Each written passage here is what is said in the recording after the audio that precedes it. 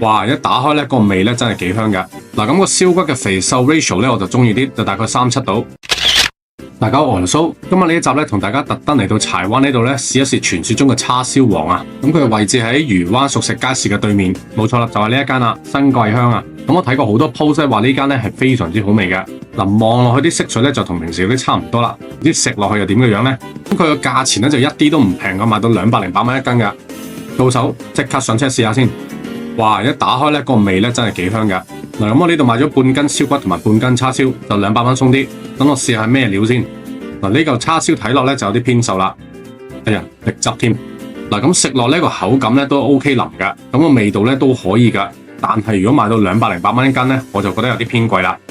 好，等我再試埋嚿燒骨先。嗱，咁個燒骨嘅肥瘦 ratio 咧，我就中意啲，就大概3:7度。另外食落口嘅味道咧，其實同叉燒咧就差唔多嘅，但係咧因為佢黐住個骨嘅關係咧，嗰個風味層次咧就更加豐富啦。如果大家真係要試呢間嘅話咧，咁我就覺得個燒骨咧就比較抵啲啦。好啦，今集又係咁多，下集見，拜拜。